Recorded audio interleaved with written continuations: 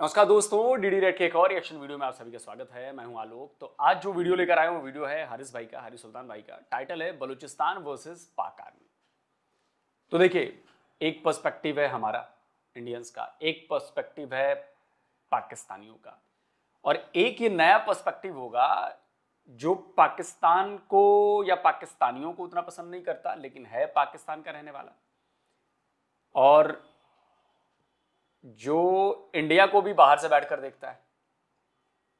तो ये बड़ा इंटरेस्टिंग होगा सुनना है कि बलूचिस्तान के मुद्दे पर हारिस भाई क्या कहते हैं। ये बहुत जबरदस्त आइडिया मिलेगा, चलिए देखते हैं।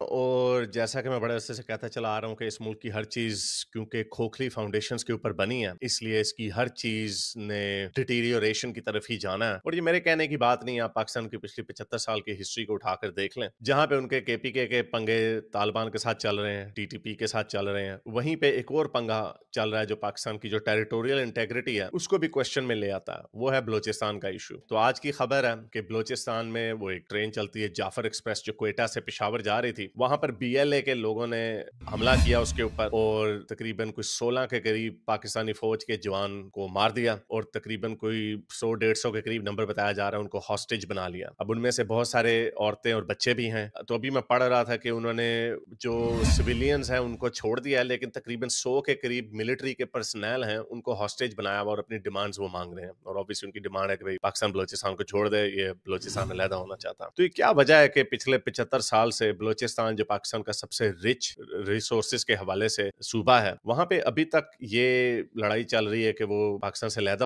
अच्छा चलिए, चूंकि हारिस भाई का वीडियो थोड़ा सा पुराना है तो उस समय जो भी खबरें आई होंगी उस हिसाब से हारिस भाई ने वो चीज़ें बता दी।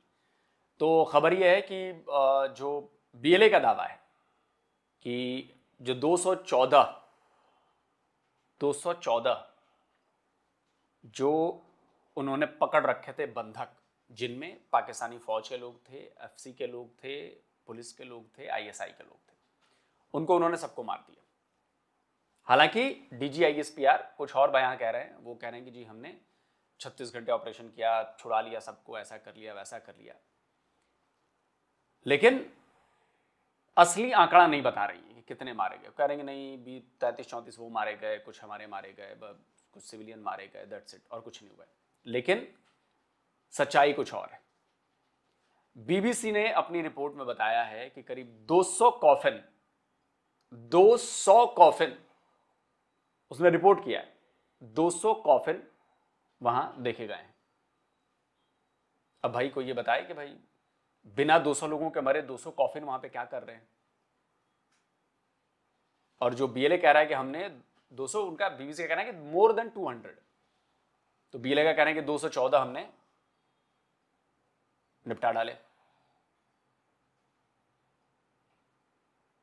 तो ये बहुत बड़ा फेल्योर है पाकिस्तान का, बहुत बड़ा फेल्योर, बहुत बड़ा। पाकिस्तान से अलहदा होना चाहते हैं। ड्रामेबाजी हमें यहाँ पे बताया जाता है कि ओ जी ये इंडिया इंडिया इंडिया करा रहा है, इंडिया ने वो कुलभूषण यादव वगैरह भी करा। हो सकता है थोड़ी बहुत उन्होंने छेड़खानी की हो, लेकिन जहाँ पे धुआं होता है वहां पे आग भी होती है। तो ये पंगा इंडिया का ही नहीं है, ये जब से पाकिस्तान बना है तब से ये पंगा चल रहा है। जो खान ऑफ कलात है, कुलभूषण जाधव की बात आपने की तो मैं कहूंगा कि जी खैर उस पर तो मैं अलग से वीडियो बना चुका हूँ, सारी डिटेलिंग दे चुका हूँ। कुलभूषण जाधव का कोई लिंक नहीं है। कुलभूषण जाधव को इन्होंने ईरान से उठाया था, उसको भाई जबरन बुलवाना हो तो आप कुछ भी बुलवा लो, लेकिन इंटरनेशनल कोर्ट ऑफ जस्टिस में तो आप कुलभूषण जाधव को लेकर गए तो आप केस हारे ना, लेकर तो केस हम गए, आप हार गए। जो आपके मिलिट्री कोर्ट ने ऑर्डर दिया कि भाई इसको लटका दो, फांसी दे दो, हमने फांसी पर रोक लगवा दी, तो इंटरनेशनल कोर्ट ऑफ जस्टिस ने कुछ तो देखा होगा हमारे दिए गए सबूतों के मुताबिक, नहीं तो अब तक टांग चुके होते। और उसके बाद का हारिस भाई मैं आपको बताता हूं, उसके बाद जब इंटरनेशनल कोर्ट ऑफ जस्टिस में गया, हमने अपनी सारी चीजें दी, उसके बाद पाकिस्तान को अपने कानून में बदलाव करना पड़ा है, पता है आपको, कुलभूषण जाधव को लेकर। ये स्क्रीनशॉट लगा रहा हूं, फिर अभी पाकिस्तानी मीडिया के क्लिप भी लगाऊंगा ताकि सबूत आपको मिल जाए। कानून में बदलाव करना पड़ा है। जो कानून पाकिस्तान के शहरी को हासिल नहीं है, उस कानून को बनाने के लिए कुलभूषण जाधव के लिए उन्होंने अपने आईन में बदलाव किया, कानून में बदलाव किया। हो सकता है उस स्क्रीनशॉट में झूठा लगा दूं, लेकिन ये पाकिस्तानी मीडिया में जो चर्चा हुई वो मैं आपके क्लिप्स दिखाता हूं कि आपको इस बात का एहसास रहे। लगाओ भाई। कुलभूषण यादव को रिलीफ देने के लिए बुलडोज करके असेंबली से कानून पास कराया गया है। और मैं ये बात जरूर उजागर करना चाहूंगा कि पाकिस्तान की कौमी असेंबली के ऊपर कालक का धब्बा लगाया गया है कि पर्सन स्पेसिफिक जासूस के नाम से कानून साजी की गई है। जो सहूलत पाकिस्तान के लोगों के लिए होगी वही सहूलत दूसरों को भी हम दे सकेंगे ना। कोई एक्स्ट्राऑर्डिनरी सहूलत तो हम नहीं दे सकते किसी को जो खुद हमें सहूलत हासिल ना हो। तो आप ये दरवाज़ा सिर्फ एक शख्स के लिए खोल रहे हैं, जो आप अपने शहरियों के लिए नहीं खोल सकते हैं दरवाज़ा, वो आप एक भारतीय शहरी के लिए और वो भी एक जासूस के लिए किस तरह खोल रहे हैं। तो अब इससे आपको अंदाजा हो जाएगा कि भारत का पॉइंट कितना मजबूत है और पाकिस्तान का पॉइंट कितना लूज है कुलभूषण जाधव के मामले पे। वरना अब तक तो ये लटका चुके होते ना, अब तक ये लटका चुके होते। और जहां तक कुलभूषण जाधव और पाकिस्तानी फंडिंग पर बात हुई है, तो पाकिस्तान के एक बहुत बड़े नाम चानी उजैर यूनुस नाम है शायद उनका, वो अभी द पाकिस्तान एक्सपीरियंस पे शहजाद भाई के उस पे आए थे पॉडकास्ट पे, तो उन्होंने क्या कहा है जरा सुनिए। इंडिया का रोल आप कैसे देखते हैं? मेरी नजर में तो वो भूषण यादव का पकड़ा जाना हो, अजीत डोगल की ये स्टेटमेंट हो, मेरे जहन में तो कोई डाउट नहीं है कि इंडिया स्पॉन्सर या फंड कर रहा होगा, उसका शायद कोई एविडेंस भी हो। मैं इस बात से इतना ज्यादा अग्री नहीं करता कि India is the main sponsor of Baloch terrorism और बलोच सेपरेटिज्म। तो ये सारे सबूत मैंने इसलिए दिए कि आपको कुलभूषण जाधव वाले पूरे उसका इशू का पता हो, ताकि कोई पाकिस्तानी आपसे ये कह दे कि कुलभूषण जाधव ये था वो था। तो एक मेरा पॉइंट ऑफ व्यू, एक इंडिया का पॉइंट ऑफ व्यू और जो इंटरनेशनल पॉइंट ऑफ व्यू है वो मैंने आपको दिखा दिया। ऑफ कलात है 1947 में वो अलहदा मुल्क बनना चाहते थे, लेकिन कायदे आज़म ने अपनी वहाँ पे फौजें भेज के उनको जबरदस्ती साइन करवाया कि आप पाकिस्तान का हिस्सा बन जाए। तो तब से पंगे चल रहे हैं। 1970s में भी एक बहुत बड़ी अपराइजिंग हुई थी जिसको इन्होंने बड़ा ब्रूटली कुचला था। और फिर आपको याद है मुशर्रफ ने जब बुकटी ट्राइब के चीफ को मारा था तो उसके बाद भी रिजेंटमेंट बढ़ी थी। और तब से सन 2000 में BLA बनी जिसका नाम है बलोचिस्तान लिबरेशन आर्मी, और उनका मकसद सिर्फ एक ही है कि थ्रू वायलेंट मीन्स वो बलोचिस्तान को पाकिस्तान से अलहदा करेंगे। उसी दौरान में यहाँ पे मिसिंग पर्सन्स होना शुरू हो गए, जो हमारे पंजाब के आज के लोग बने हुए हैं कि हम जी फौज की ये जो आयरन फिस्ट के साथ रूल करने की जो आदत है हम उसके खिलाफ हैं। लेकिन यही लोग इमरान नियाज खान वगैरह की वीडियोस पड़ी हुई हैं कि ये जब बलोचिस्तान के एक्टिविस्टों को उठाया जाता था, एक्टिविस्टों को, नॉट मिलिटेंट्स को, एक्टिविस्टों को उठाया जाता था, तो ये कहते थे गद्दार है, मारो इनको, पकड़ के रगड़ दो इनको। तो जाहिर बात है एक दुनिया का असूल है कि what goes around comes around. उन्हीं एस्टैब्लिशमेंट के लोगों ने अब इनको पकड़ के उठा के बंद करना शुरू कर दिया, टॉर्चर किया और फिर छोड़ दिया, फिर ये भाग गए। उसी तरह जैसा ये करीमा बलोच को कहते थे वो भाग गए। तो जब वो भाग जाए तो वो भगोड़े होते हैं, जब ये भाग जाए तो ये जी बहुत बड़ी मुल्क के लिए खिदमत कर रहे होते हैं। दूसरी बीमारी हमारे पाकिस्तानियों के जहनों में ये डाली हुई है कि वो जी one man's terrorist is another man's freedom fighter, और यही वो जुमला यूज करते हैं हमास के लोगों के लिए। जब हमास ने इसराइल के सिविलियंस को मारा और तकरीबन 150 के लोगों को अगवा करके हमास में ले गए और उनको कैदी बना लिया, तब ये उनके लिए बहाने मारते थे। तो अब भी बहाने मारो, अब आपको वो फ्रीडम फाइटर नहीं नजर आ रहा, अब भी उनको फ्रीडम फाइटर ही समझे, वो अपने लोगों के लिए लड़ रहे हैं। मैं इसमें पार्टी नहीं बन रहा, मैं सिर्फ आपको हिपोक्रेसी दिखा रहा हूँ कि इनकी हिपोक्रेसी देखें। और अगेन हिपोक्रेसी इसलिए आती है क्योंकि इनकी आइडियोलॉजिकल अंडरस्टैंडिंग ही बड़ी वीक है। इनको पता ही नहीं है कि इन्होंने मुल्क कैसे चलाना है, इनको पता ही नहीं है कि इनकी आइडियोलॉजिकल फाउंडेशंस क्या है। जिस मुल्क को 75 साल बाद अभी तक ये ना पता चले कि इसने इस्लामिक स्टेट बनना है या इसने एक कॉन्स्टिट्यूशनल रिपब्लिक बनना है, इनको कुछ पता ही नहीं है। तो इसीलिए हर जिस काम में ये हाथ डालते हैं वो इनके मुंह के ऊपर आकर फट जाता है। चाहे वो क्रिकेट हो, चाहे वो आम पॉलिटिक्स हो, चाहे वो इनकी पार्लियामेंट में इन्होंने किस हुकूमत को बिठाना है, किस पॉलिटिकल पार्टी को बिठाना है, या फिर मुल्क की टेरिटोरियल इंटेग्रिटी को बचाने की बात हो, इनका हर काम गलत होता है। वो क्यों? क्योंकि इस मुल्क में झूठ बोलने को एक नेशनल ट्रेजर समझा जाता है। हर बंदा झूठ बोलता है और ये टॉप के लेवल तक ये सारे झूठ बोलते रहते हैं। और इनकी आइडियोलॉजिकल फाउंडेशन ही नहीं थी, इन्होंने बलोचिस्तान के ऊपर कोई मेहनत ही नहीं की। मैं भी एक डॉक्यूमेंट्री देख रहा था, चैनल 4 की थी, यूके की, उसमें वो बातें कर रहे थे। उसमें वो बता रहे थे कि ग्वादर में जो पोर्ट है वहां पे एक बलोची काम नहीं करता, या तो पंजाब से लोग गए हुए हैं या फिर चाइना के लोग वहां पे काम कर रहे हैं। तो आपने उसको कॉलोनी की तरह ट्रीट किया, वहां से उस तरह आप रिसोर्स। यही अभी कल परसों किसी के वीडियो पर रिएक्शन दे रहा था, तो यही सवाल मैंने पूछा कि क्या पाकिस्तान के लोग ये बता सकते हैं। वो बड़े दावे कर रहा था कि भाई जो बलूचिस्तान बन रहा है, सना के ही वीडियो में। तो आप जरा, मैं वो क्लिप दिखाना चाहता हूं कि उसके आर्गुमेंट में मैंने यही बात कही थी, सुनिए। ऐसे 72 का सी पोर्ट वहाँ पे बना रहे हैं, सबसे ज्यादा तरक्की कहाँ पे होने क्या पंजाब बन रहा है, सी पैक बन रहा है, इतना बड़ा मंसूबा। पंजाब को तरक्की अभी चाइनीज को मार देते हैं, हमारे तो माथों पे लेबल लगा दिया कि अभी पाकिस्तान एक दहशतगर्द मुल्क है, हालांकि 10 साल हो गए सीपेक को, कितने बलोचिस्तान के लोगों को उसमें नौकरी मिली है? 0। तो वही चीज है कि आप सिर्फ दावा कर लेते हो, ग्राउंड पे रियलिटी बिल्कुल अलग होती है। आप दावा कर रहे हैं कि सीपेक से बलूचिस्तान का फायदा हो रहा है, बलोचियों का फायदा हो रहा है। क्या फायदा हो रहा है, कोई बता तो दो। कितने बलोची वहां पे काम कर रहे हैं? एक भी नहीं। बलोची मछुआरों की बैंड आपने अलग बजाई हुई है चाइनीज ट्रॉलर के जरिए। रोजगार नहीं है, उनको घेरे जा रहे हो, कटीले तारों के बाड़ लगा रहे हो, और फिर कहो कि जी बलूचिस्तान तो हमारा है जी। उस तरह आप रिसोर्सेज स्टील करते हैं, जैसे बरतानिया इंडिया को यूज करता था, यहाँ से रिसोर्सेज निकाल के बरतानिया ले जाते थे और थोड़ा बहुत इधर खर्च, ये थोड़ा बहुत भी नहीं खर्च करते, वो तो चलो थोड़ा बहुत खर्च कर देते थे, ट्रेनें ट्रूने इंफ्रास्ट्रक्चर वगैरह बना देते थे, ये वो भी नहीं बनाते। जो इन्होंने ग्वादर का भी जो बनाया वो भी चाइना ने बनाया, क्योंकि चाइना को उस पोर्ट की जरूरत है। और जैसे ये मुल्क दिवालिया बना हुआ है, इन्होंने ग्वादर की जो पोर्ट है उसका पूरा कंट्रोल, अभी भी इफेक्टिवली पूरा कंट्रोल चाइना के पास ही है। लेकिन जब ये और इन्होंने डिफॉल्ट होना है और चाइना ने अपने स्क्रूज कसने हैं, तो इन्होंने सारा का सारा ही के हाथ में दे देना, यानी उसमें से जो पैसा भी बनेगा वो भी चाइना के पास जाएगा। तो अगेन इस मुल्क की हर चीज बद से बदतरी की। हारिस भाई चाइना के पास जा रहा है। पाकिस्तान की नेशनल असेंबली में, मतलब पाकिस्तान की पार्लियामेंट में ये बताया गया, ये पाकिस्तानी मीडिया का मैं लगा रहा हूं आपको, डॉन का है शायद, कि भाई ग्वादर से होने वाली कमाई का 91% चाइना ले जाता है और 9% पाकिस्तान को मिलता है। ये हो रहा है, ये जब से ग्वादर पोर्ट तैयार हुआ है तब से ये हो रहा है, और यही डील थी। 100 रुपए में से 91 रुपीज चाइना लेकर जाता है, 9 रुपीज पाकिस्तान को मिलते हैं। और वहां पर जो टॉप मोस्ट से लेके और बहुत कम लोगों को, जो जिन मतलब 100 में से 90 जो है वहां पे चाइनीज हैं। टॉप मैनेजमेंट चाइनीज की है, मिडिल मैनेजमेंट चाइनीज की है, लोअर मैनेजमेंट में और मजदूरों में थोड़े बहुत पाकिस्तानी, मतलब 10%। तो वो पैसा भी सैलरी के रूप में भी जो जा रहा होगा खर्चा, वो भी चाइना को जा रहा है।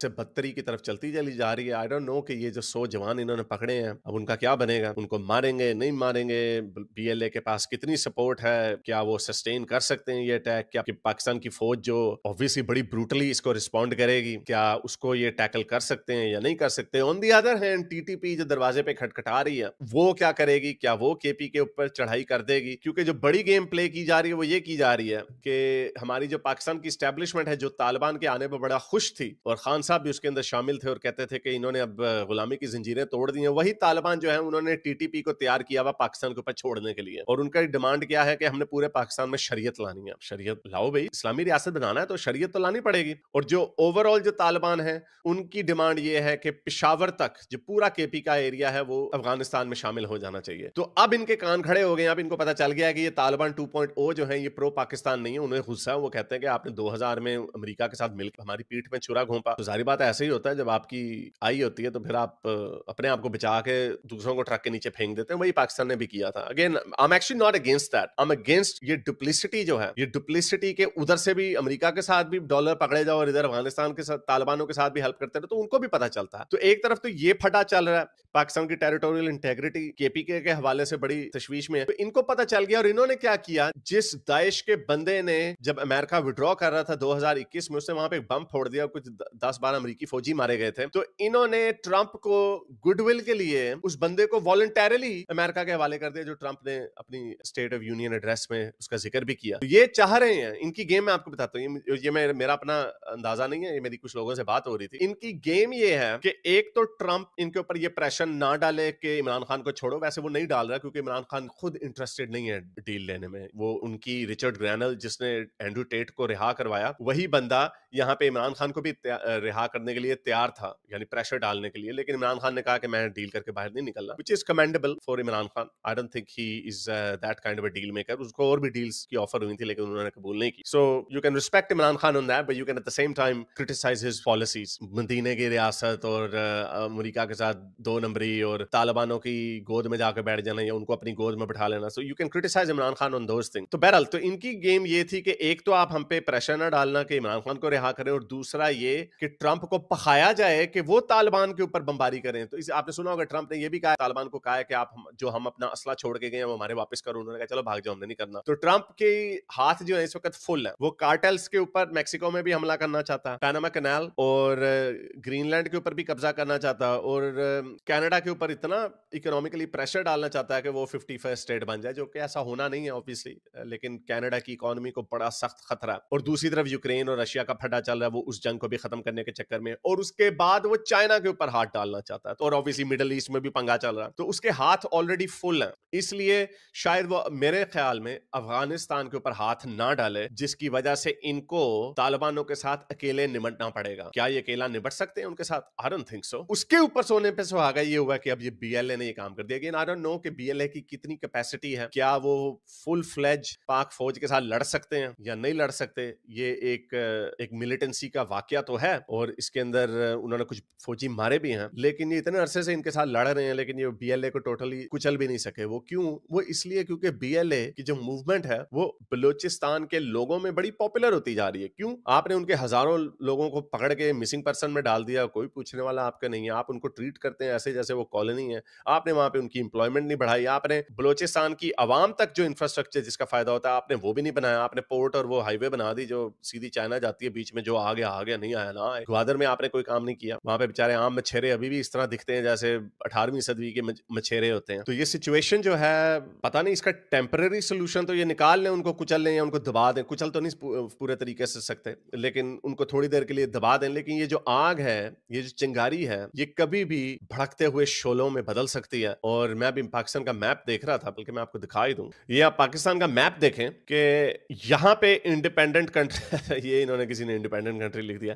ये अगर इंडिपेंडेंट कंट्री बन जाता है तो पाकिस्तान के पास क्या रहता है? सिंध, पंजाब और ये कश्मीर और ये केपीके। और अब इस केपीके में जो फाटा है, ये तो पहले ही पाकिस्तान के बहुत सारे लॉज इसके ऊपर अप्लाई नहीं करते। ये तो पहले एक सेमी ऑटोनमस कंट्री है फाटा, जिसको आप ट्राइबल एरियाज के हिसाब से भी समझते हैं। ये अफगानिस्तान में जा सकता है कभी भी, जैसे ही पाकिस्तान फौज बिजी होती है या इंगेज होती है इंडिया के साथ, या फुल फ्लेज, इधर तो शायद फुल फ्लेज इंगेज हो भी जाएगी तो इतना कोई फर्क नहीं पड़ेगा। लेकिन अगर इंडिया ने यहाँ से इनको इंगेज कर दिया तो यहाँ से तालिबान फाटा भी लेके जा सकते हैं, केपीके भी लेके जा सकते हैं, और ये बलोचिस्तान भी टूट सकता है। तो इमेजिन करें पाकिस्तान का तकरीबन पाकिस्तान का 50% हिस्सा इनके हाथ से खोया जा सकता है। तो रह क्या जाएगा? पंजाब सिंध में भी सिंधु देश चल रहा है, और कश्मीर का तो आपको पता ही है, कश्मीरी लोग तो पहले बेचारे आधे डिवाइडेड हैं, तो वो भी नहीं चाहते। तो यहाँ पे भी इंडिया चाहेगा कि शायद उनको रीजनरेट कर दे, तो एंड में आपके पास ये रह जाएगा, ये इसका नाम फिर पाकिस्तान नहीं पंजाबिस्तान बन जाएगा। तो इनका बड़ा बुरा हाल है अनफॉर्चुनेटली।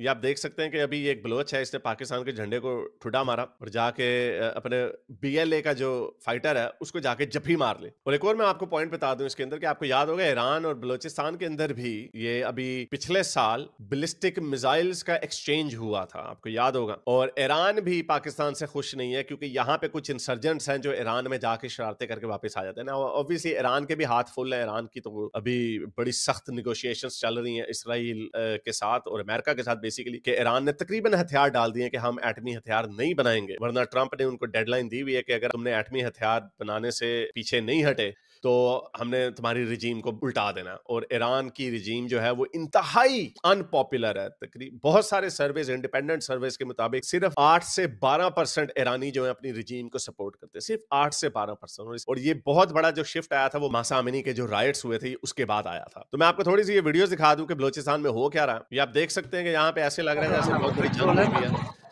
ये आग लगी हुई पूरी, और बलूचिस्तान के लोग इसको देख रहे हैं। ये ट्रेन को आग लगाई उन्होंने, बहुत बड़ा हमला ट्रेन के ऊपर किया। वो ट्रेन की वीडियो भी अभी मैं आपको दिखा देता हूँ। ये वो ट्रेन की वीडियो है जिस पे उन्होंने ट्रैक्स के ऊपर बम लगाए हुए थे और वो बम फट गए, जिसकी वजह से ट्रेन फिर डिसेबल हो गई, फुल हॉल्ट पे आ गई। और उसके बाद उन्होंने वहां पे तकरीबन 30 के करीब जवानों को मारा भी, और बाकी कोई 150 के करीब लोगों को जो पैसेंजर्स थे उनको हॉस्टेज बना लिया। उनमें से तकरीबन 100 के करीब बताया जा रहा है पाकिस्तान मिलिट्री के पर्सनल हैं। तो ये वो लंबी ट्रेन है। नाउ अगेन मैं इसके ऊपर पार्टी नहीं बन रहा, क्योंकि ऑब्वियसली मिलिटेंसी जिसके अंदर लॉस ऑफ लाइफ होता है उसकी डेफिनेशन तो टेररिज्म के जुमरे में ही आती है। लेकिन मैं तो ये वही जुमला बोलूंगा पाकिस्तानियों के ऊपर कि ये बड़े मजे से मुंह चौड़ा करके कह देते हैं कि one man's terrorist is another man's freedom fighter. तो क्या ये फ्रीडम फाइटर नहीं है? क्या ये अपनी लोगों की आजादी के लिए नहीं लड़ रहे? क्या इनके हजारों लोगों को जो आपकी एजेंसियों ने उठाया, उनके सरों में गोलियां मारी, उनको बाहर के मुल्कों में भी मारा, जैसे करीमा बलोच कनाडा में, और एक और लड़का था सलीम बलोच उसका नाम था, मेरा ख्याल उसको स्वीडन में मारा। दोनों का मरने का अंदाज एक ही था। उनकी डेड बॉडीज जो थी पानी में मिली, रिवर क्रीक्स में मिली। तो क्या उनके लोगों का उठना जरूरी नहीं है? मेरा ख्याल पीटीआई के लोग तो अभी फिलहाल यही कहेंगे कि हाँ यार ये क्योंकि इस वक्त पीटीआई के लोग शायद इसलिए अपनी इस्टेब्लिशमेंट के खिलाफ बोले, अपनी फौज के खिलाफ बोले, क्योंकि उनके ही छितरोल हो रही है इस वक्त, इस वजह से ये बोलेंगे। वरना ये वही लोग हैं जब बलोचिस्तान में ये काम हो रहा। और इनफैक्ट शहबाज शरीफ का बयान आ गया है। शहबाज शरीफ तो साफ साफ कह रहे हैं कि भाई ये तो पीटीआई वाले कर रहे हैं, इमरान खान कर रहे हैं। यकीन नहीं आ रहा, मैं सुनवा देता हूँ यार, वो क्लिप लगाओ भाई। जो तालिबान से अपना दिल का रिश्ता जोड़ते और बताने में थकते नहीं, उन्होंने हजारों तालिबान को दोबारा छोड़ा। इससे बड़ी मुल्क दुश्मनी और कोई हो नहीं सकती। इससे बड़ा पाकिस्तान के खिलाफ कोई और जुर्म हो नहीं सकता। जिन्होंने तालिबान को पाकिस्तान में दावत दी। तो इससे आपको अंदाजा हो जाएगा कि ब्लेम गेम भी चालू है। ये अपना फेल्योर नहीं कबूल कर रहे हैं, ये अपने इंटेलिजेंस का फेल्योर कबूल नहीं कर रहे, अपनी नाहिली कबूल नहीं कर रहे, अपनी नाकामी कबूल नहीं कर रहे। जी भारत कहां था जी, अफगानिस्तान कहां था जी। अरे तो उस हाथ को रोकते क्यों नहीं आप? जब आप नंबर 1 आर्मी वाले हैं, जब आप नंबर 1 एजेंसी वाले हैं, तो वह हाथ घुस जाता है और आपको गर्दन आपकी मरोड़ कर निकल लेता है। आप कुछ नहीं कर पाते उस हाथ का। अफगानिस्तान का भी हाथ घुस गया, भारत का भी घुस गया। आप बैठ के दोनों हाथों से झुनझुना बजा रहे हैं वहां पर।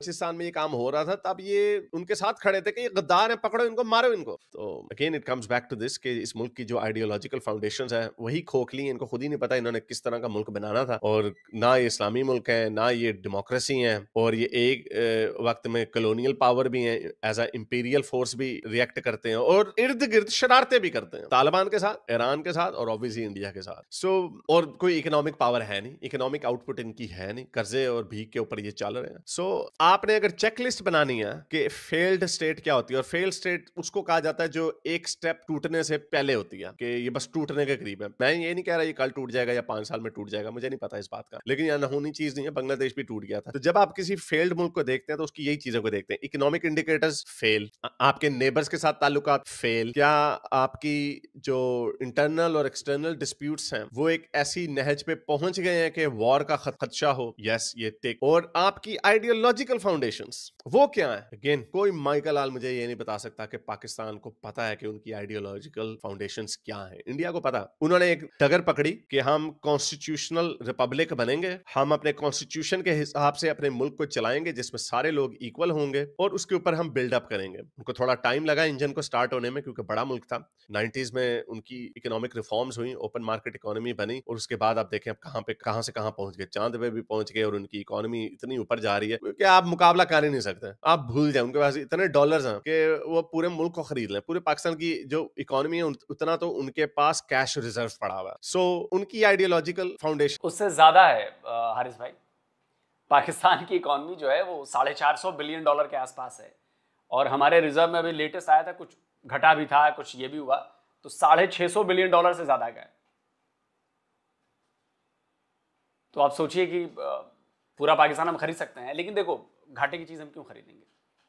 खत्म हो गई कंट्री है। मतलब अगर बिजनेस के लिहाज से देखें तो एक बर्बाद हो चुकी फैक्ट्री हम नहीं खरीद रहे, या बर्बाद हो चुका बिजनेस जिसके ऊपर लाइबिलिटीज इतनी ज्यादा है, कौन खरीदेगा? कौन पागल ही होगा जो खरीदेगा? तो हम तो नहीं खरीदने वाले।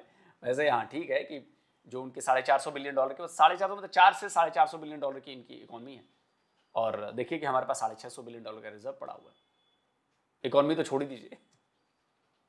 फाउंडेशंस उनको पता थी, बांग्लादेश को भी पता थी, लेकिन बांग्लादेश में भी वही मसला, फिर आप कहते हैं कि आप हर बात को खींच-तान के इस्लाम के ऊपर ले आते हैं। I know there were other reason, लेकिन अब वो किसको अप्लाई कर रहे हैं? इस्लामिज्म को बांग्लादेश में। तो बांग्लादेश का भी हाल आप देख लेना, आज से 15-20 साल बाद वही होगा जो पाकिस्तान का आज है। लेकिन क्या पाकिस्तान अगले 15-20 साल निकाल लेगा? I don't know. I sincerely hope they go back to the drawing board, they sit down. ये जो एक ही पापी है जिसने इस मुल्क को यहाँ पे लाके खड़ा कर दिया, ना यहाँ पे पॉलिटिकल स्टेबिलिटी आने दी, ना यहाँ पे इकोनॉमिक ग्रोथ होने दी, इर्द गिर्द अपने हमसायों के साथ पिछले 40 साल से फड्डे करते चले आ रहे हैं। ये जो एक ही देव है, इसको किसी तरह डिफैंग कर लें, और वो तभी हो सकता है कि जब सारी पाकिस्तान की जो पॉलिटिकल पार्टीज हैं वो खड़ी हो जाएं इकट्ठी। लेकिन वो भी सारी बात इस हमाम में सारे नंगे हैं। वो भी जब पावर में आते हैं तो वो एक पेज पे हो जाते हैं, और जब उनको निकाला जाता है छितर मार के, जो इनकी भी बारी आएगी, फिक्र ना करें, इनकी भी बारी आएगी, तो दूसरी पार्टी आ जाती है, वो फिर एक पेज पे हो जाती है। तो ये आवे का आवा बिगड़ा हुआ है, और यहाँ पे बेहतरी की उम्मीद करना बिल्कुल जहालत है। और प्रॉब्लम ये है कि यहाँ से जो लोग बाहर के मुल्क में जाते हैं, वो बाहर के मुल्क में भी जाके गंद में जाने लग जाते हैं, अपने मुल्कों से भागते हैं। यहाँ पे इनको समझ नहीं कि इस्लाम की वजह से सारा काम हुआ है, इनकी पॉलिटिकल इंस्टेबिलिटी के अंदर बहुत बड़ा हाथ इनकी इस्लामियत है, जिसमें हर चीज में इस्लाम घुसा देते हैं। आपके क्रिकेटर भी मौलवी बन जाते हैं। तो लेकिन जब ये यहाँ से बाहर के मुल्कों में भाग के जाते हैं, वहां पे भी शरीयत मांगने लग जाते हैं। तो ये एक स्कर्ज है पूरी इंसानियत के लिए,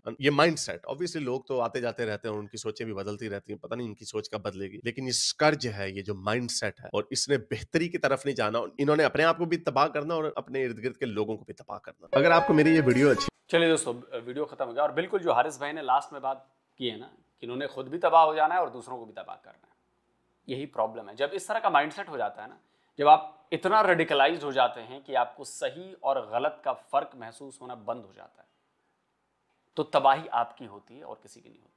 और आप तबाह हो रहे हैं। आप देखते चलिए, हारिस भाई भी पिछले 6-7 साल से कह रहे होंगे, मैं भी पिछले 4-5 साल से कह रहा हूँ, लगातार मैं भी ये बातें कह रहा हूँ कि जब तक माइंडसेट चेंज नहीं होगा, वो नफरत पाकिस्तानियों के दिमाग से नहीं हटेगी, और वो नफरत हट नहीं सकती, क्योंकि पिछले 78 ईयर्स में वो जो नफरत डाली गई है ना, वो कई जनरेशंस पास करके पहुंच चुकी है। अब उन जनरेशंस को ट्रेस आउट करके उनको निकालना, वो डीएनए लेवल तक हो गया है, माइटोकॉन्ड्रिया लेवल तक पहुंच गया, उसको निकालना इज नेक्स्ट टू इम्पॉसिबल। मतलब अभी से ये चालू होने, तो शायद अगर पाकिस्तान रहा तो 50-100 साल लगेंगे अभी उस लेवल पर आने में, जहां पे आपकी सोच जो है वो एक नई सोच डेवलप हो, जिसमें आप दूसरे रिलीजन वालों के साथ रहना सीखें, उनका सम्मान करना सीखें, को एग्जिस्टेंस में बिलीव करें, और अपने आप को सुपर और सामने वाले को नीचा समझना बंद करें। ये बहुत मुश्किल है, बहुत मुश्किल है। और इसका इलाज यही है कि Pakistan should be renewed, restarted बने, रिन्यू करना पड़ेगा पाकिस्तान को, पूरी तरह से खत्म करके नया रीबिल्ड करना पड़ेगा, और देखते हैं क्या होता है। लेकिन कुल जमा बात यह है कि देखिए, बलूचिस्तान का इशू बहुत पुराना है, और पाकिस्तान ने जो बोया है वो पाकिस्तान ने काटना है। पाकिस्तान ने दूसरों के यहां आतंकवाद बोया है, पाकिस्तान ने दूसरों के यहां, मतलब क्या कहें, हर वो चीज बोई है जिससे दूसरा परेशान है। दूसरा इन द सेंस कि भारत या फिर अफगानिस्तान या फिर ईरान। अब जैश अदल जो है वो इनकी ISI बैक्ड ऑर्गेनाइजेशन है, और वो ईरान में जाकर बम फोड़ती रहती है, ईरानियों को परेशान करती है। तो बहुत सारी चीजें। तो दोस्तों, आप बताएं वीडियो कैसा लगा आपको, और कमेंट जरूर करें। जल्द मिलता हूं एक और नए वीडियो के साथ। नमस्कार, जय हिंद। तो अगर आप चाहते हैं मुझसे बात करना, मुझसे कोई सवाल पूछना, तो फैन कॉल पर आप मुझसे कनेक्ट हो सकते हैं। फैन कॉल में ये सुविधा है कि आप अपने हिसाब से वहां पर जाकर टाइम स्लॉट बुक कर सकते हैं कि आपको फलाने दिन मुझसे बात करनी है, फलाने टाइम पे मुझसे बात करनी है। लेकिन ये भी बता दूं कि ये पेड सर्विस है,